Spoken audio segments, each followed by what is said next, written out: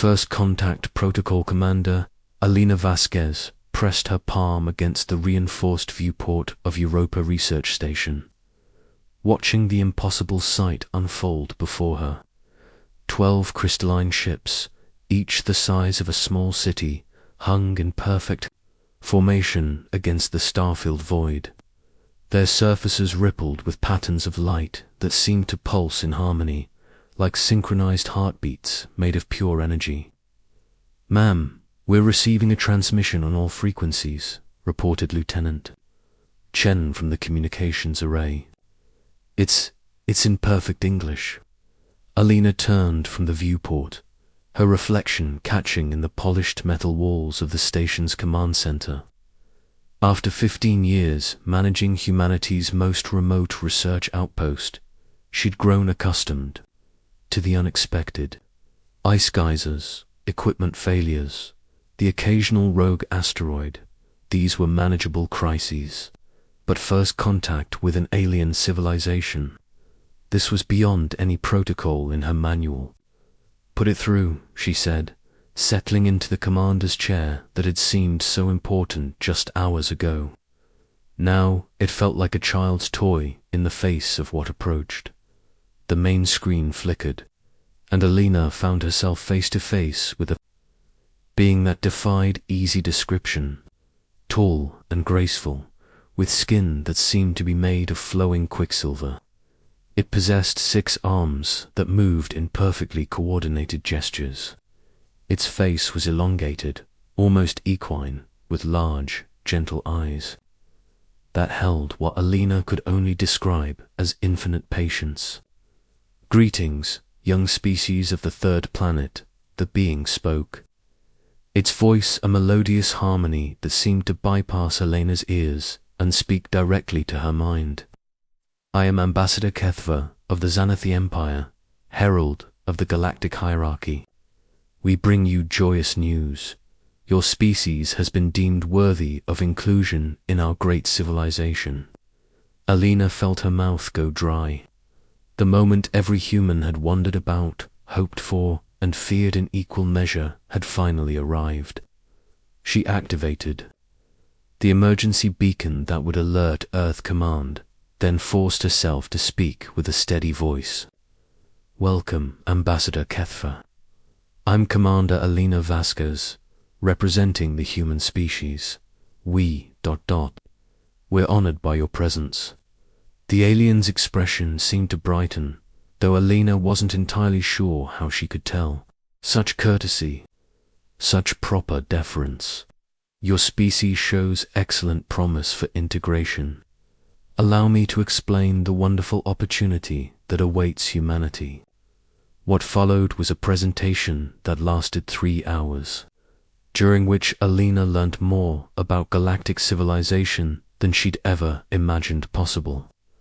The Xanathi Empire, Kethva explained, was the benevolent overseer of 17,000 species spread across this arm of the galaxy. They had achieved perfect harmony through what he called the natural order, a hierarchical system that placed each species in their optimal role based on their capabilities and temperament. "You see," Kethva continued, gesturing with 4 of his 6 arms while the other 2 manipulated holographic displays, "the galaxy is vast and complex. It requires careful management to prevent the chaos and conflict that plagued the early eras.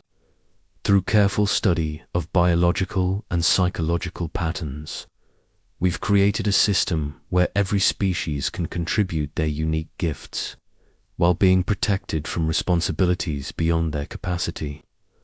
Alina watched as the displays showed images of thousands of different alien species, all apparently thriving under Xanathi guidance. There were the Korthok, massive turtle-like beings who served as living construction equipment, the delicate butterfly-winged essence fed on stellar radiation and served as long-range scouts.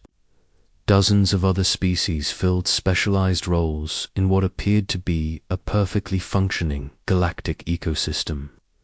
"And where would humans fit in this system?" Alina asked. though something in her gut already suspected the answer. Ah, such an excellent question. Kethver's delight was palpable. Based on our extensive observations of your species over the past several centuries, we have classified humans as Tier 7 auxiliary specialists. You possess remarkable manual dexterity, excellent pattern recognition, and most importantly, a natural tendency toward loyalty when properly guided. You would be perfect for precision manufacturing, resource extraction, and various support roles throughout the galaxy. The words hit Alina like a physical blow. Centuries of observation. Tier 7 auxiliaries, support roles. The elegant language couldn't disguise what was being described. Humanity was being offered the role of galactic servants. I see, she managed. And if we were to decline this generous offer? For the first time, something shifted in Kethver's gentle demeanor. Not threatening, exactly, but the infinite patience seemed to develop an edge. Oh dear Commander, why would you consider such a thing? Every species initially experiences some confusion about their proper place. It's perfectly natural. But consider the fate of species who resist the natural order. The holographic displays changed, showing what looked like barren, lifeless worlds. The Rokari were a primitive species, much like yourselves, who foolishly believed they could exist outside galactic civilization. They chose warfare over wisdom. As you can see, their worlds are now quiet and peaceful. The surviving Rokari population is quite happy in their new roles, once they understood the futility of their resistance. Alina felt her blood turn to ice. The message was clear: submit or be destroyed. But there was something in the way Kethver spoke, a complete confidence that brooked no possibility of failure. This wasn't a threat, it was simply a statement of natural law as inevitable as gravity. Of course, we understand that such momentous decisions require consideration, the ambassador continued. We shall grant you the standard 30 rotations, what you call days, to prepare for integration. This will give your leadership time to organize the transition and help your people understand their new, wonderful future. The transmission ended, leaving Alina alone with the sight of 12 alien city ships hanging in her sky like beautiful, terrible stars. Within minutes, her communications array exploded with incoming messages from Earth Command, world governments, and every major news organization on the planet. But Alina barely heard the chaos. Her mind was focused on a single, terrifying realization. They weren't being invited to join galactic civilization. They were being collected. 3 days later, Dr. Sarah Chen sat in a classified briefing room buried deep beneath Geneva, surrounded by the most brilliant minds humanity could assemble on short notice. The emergency session of the United Earth Council had been ongoing for 72 hours, and the exhaustion showed on every face around the table. The psychological profiles are consistent across every species we've observed, Sarah reported, her voice hoarse from endless presentations. Without exception, every member of the Xanathi Empire exhibits behavioral patterns consistent with prey, species evolution, flight responses, herd mentality, submission to authority figures. They're all grazers, scavengers, or filter feeders who survived through avoidance and cooperation. General Marcus Stone, his weathered face grim with understanding, leaned forward. What exactly are you saying, Doctor? I'm saying that in 17,000 species, across hundreds of thousands of years of galactic civilization, they have never encountered an apex predator. Sarah's words fell into the room like stones into still water. They literally don't understand what we are. The silence stretched for long seconds as the implications sank in. President Martinez was the first to speak. They see us as just another prey species to be domesticated. Worse, Sarah continued, they can't even conceive that we might be anything else.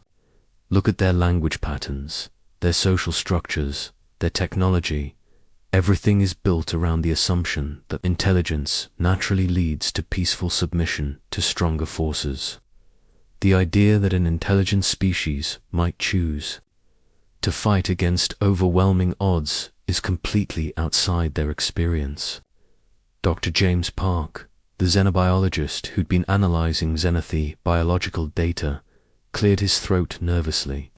There's something else. Their technology is incredibly advanced, but it's all designed around their psychology.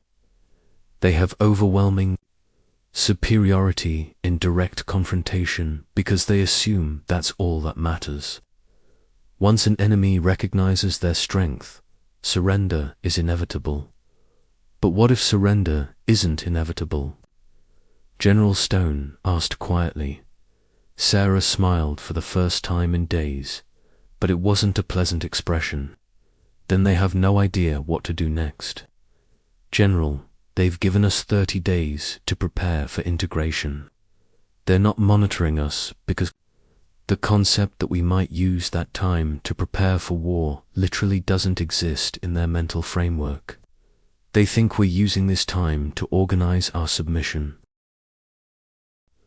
The pack awakens 27 days after first contact. Commander Elena Vasquez stood in what appeared to be a standard cargo hold aboard the human transport vessel New Horizon. To any external observer, the scene was exactly what the Empire expected: dejected humans being relocated for processing. Their primitive ship, barely spaceworthy, escorted by a single Xanathi patrol vessel. The reality was somewhat different. Positions, everyone, Alina whispered into her throat mic. Around her, what looked like despondent refugees were actually special operations teams equipped with weapons that didn't officially exist. The cargo containers held enough firepower to level a city, and the New Horizon itself was one of 40 identical ships that had launched simultaneously from Earth, each following carefully coordinated flight paths designed to look like random evacuation routes. Xanathi Escort is maintaining standard formation, reported Lieutenant Martinez from the hidden bridge. They're not even bothering to scan us anymore. I think we've convinced them we're properly domesticated. Alina allowed herself a grim smile. The Xanathi had been so pleased with humanity's apparent acceptance of their fate. Earth's leaders had publicly announced their submission to the natural order, praising the wisdom of their new galactic family.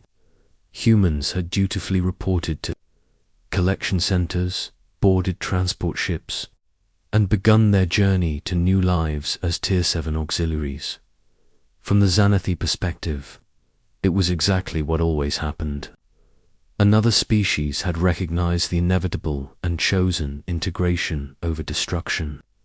Ambassador Kethba had actually complimented human leadership on their wisdom and quick adaptation. They had no way of knowing that every surrendering human was a volunteer, that the transport ships were weapons platforms in disguise, and that Earth's apparent submission was the largest coordinated deception in human history. Contact in 30 seconds, came the voice of Captain Torres from the pack leader, the ship designated to begin the hunt. Remember, we only get one chance at surprise. After this, they'll know what we really are. Alina felt the familiar pre-combat calm settle over her. Around the cargo hold, 47 other humans were experiencing the same sensation, the focus that came when pursuit predators closed on their prey. It was something no herbivore species could understand, the deadly patience of hunters who had tracked their target across impossible distances and were finally ready to strike. The attack began with beautiful precision. 47 human ships, scattered across local space in what appeared to be a standard refugee convoy, suddenly dropped their disguises and moved with coordinated lethality that the galaxy had never witnessed. They didn't attack like the Zeniths expected. No dramatic challenges, no overwhelming displays of force, no opportunity for surrender. Instead, they moved like wolves, bringing down an elk. The Zenith patrol ship found itself surrounded by vessels that appeared from nowhere, moving in patterns that made no tactical sense according to galactic military doctrine. They were small, fast, and they never attacked directly. Instead, they darted in and out of range, targeting specific systems while avoiding the alien ship's impressive but slow-moving defensive fire. "What are they doing?" Ambassador Kethver demanded from the bridge of his flagship, watching the tactical display with growing confusion. "Why don't they simply attack? This... This is inefficient."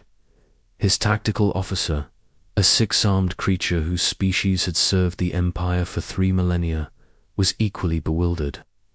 "Sir, their movement patterns don't match any known combat doctrine. They seem to be harassing us, but to what purpose? Our shields can withstand their primitive weapons indefinitely." That confidence lasted exactly 12 minutes. The humans weren't trying to overwhelm the alien shields. They were learning from them. Each attack run gathered data, analyzed defensive patterns, and shared that information instantly with every other ship in the pack. Within minutes, they had mapped the shield frequencies, identified the generator locations, and calculated exactly how much coordinated fire would be needed to collapse the entire defensive grid. When they struck, it was with surgical precision that no prey species could have conceived. 47 ships fired simultaneously at the exact points where the shields were weakest, while moving in patterns that made it impossible for the alien weapons to target them effectively.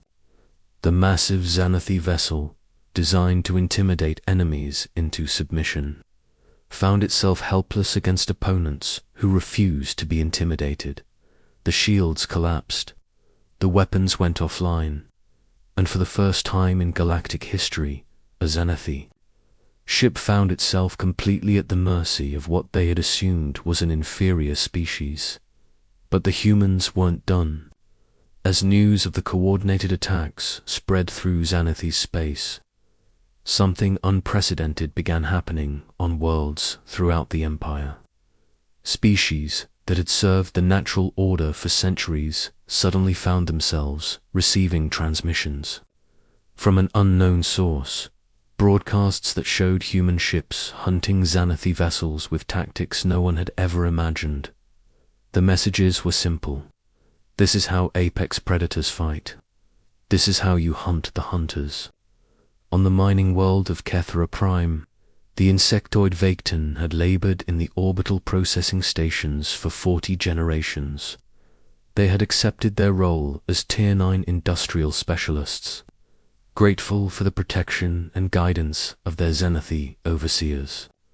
But when they saw the human broadcasts, something stirred in their genetic memory, something that had been suppressed for so long they had forgotten it existed.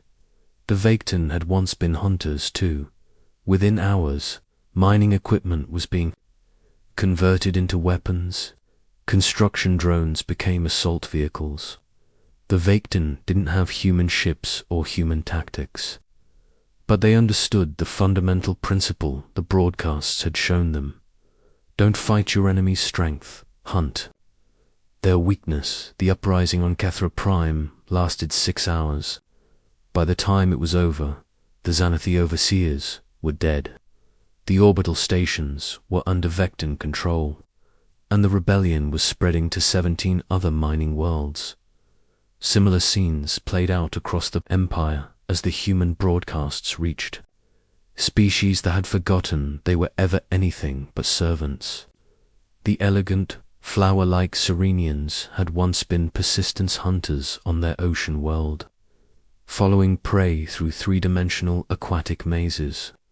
The massive, turtle-like Gorvenians had been pack hunters in the forests of their homeworld before. The Xanathi convinced them. They were naturally suited for construction work. Species after species rediscovered that they had once been predators, and the galaxy's carefully maintained natural order began to collapse. Admiral Sarah Chen, recently promoted from her position as Earth's chief xenobiologist, watched the tactical displays from the bridge of the Apex, humanity's first purpose-built warship. The vessel looked nothing like traditional space military craft.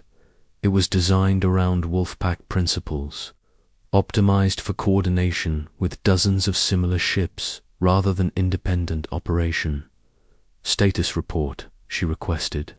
Simultaneous uprisings on 237 worlds, reported her tactical officer. The Xanathi are trying to respond, but they're completely unprepared for coordinated resistance from multiple species. Their entire military doctrine is based on overwhelming individual targets until they surrender. And our pack networks growing exponentially. We now have human tactical coordinators working with resistance cells on over 400 worlds. The Xanathi can't adapt fast enough. Every time they adjust to one species' tactics, 3 more species start using completely different approaches. Sarah nodded, watching as the map of galactic civilization transformed before her eyes. Red dots, marking Xanathi-controlled worlds, were turning blue as species after species threw off the chains they had worn for millennia. But more importantly, the new free worlds weren't fighting as individuals. They were coordinating their efforts, sharing tactics, supporting each other's operations. They were learning to hunt as a pack. The Battle of Titan came 43 days after first contact, when a massive Xanathi fleet arrived in the solar system with the intention of ending the rebellion at its source.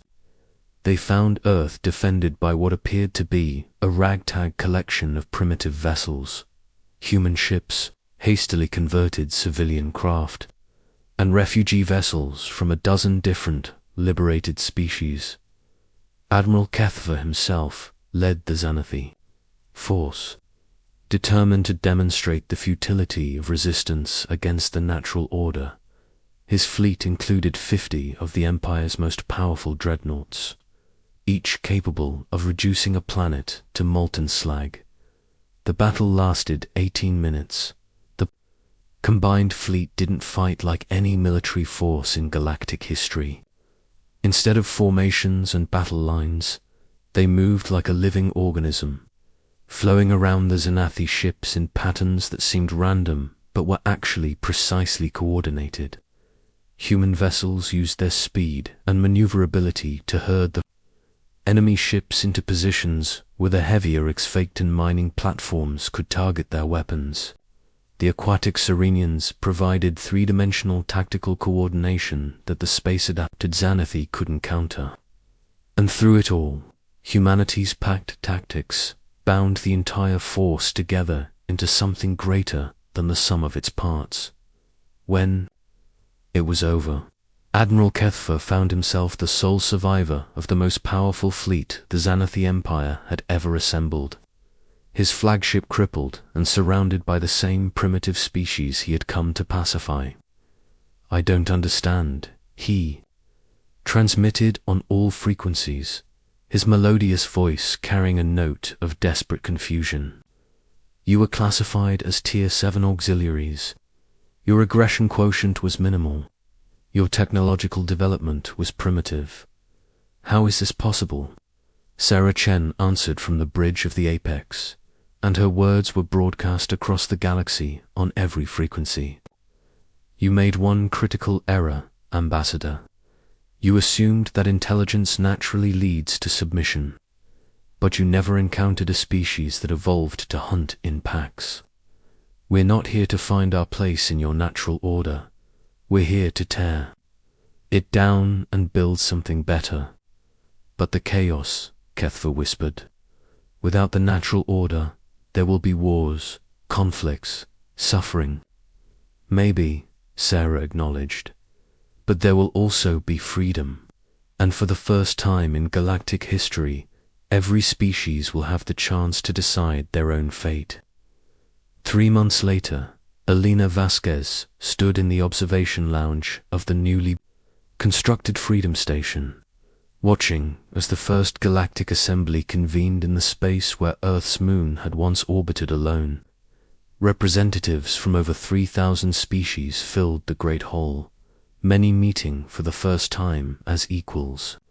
Rather than as masters and servants, the Xanathi Empire was gone, not destroyed but transformed.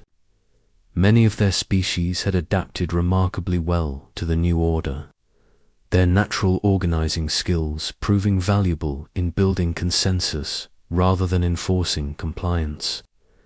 Even Kethva had found a new role as a cultural advisor, helping former servant species rediscover their suppressed hunter instincts. Status report, Alina requested from her aide, more from habit than necessity. Liberation efforts continue on schedule, came the response. The last of the industrial slave worlds were freed yesterday. The Andorian Collective has formally requested assistance in establishing their own pack-hunting fleet. And the Tau Ceti system wants to know if we can send human tactical advisors to help them organize their local defense network. Alina smiled, watching as a group of young humans worked alongside newly liberated aliens, all of them learning the tactics that had brought freedom to the galaxy. The universe was a much more dangerous place now, and a much more free one. Humanity had introduced the galaxy to a concept it had never known, that sometimes the most intelligent response to overwhelming force wasn't submission. Sometimes it was teaching everyone else how to hunt. Asterisk.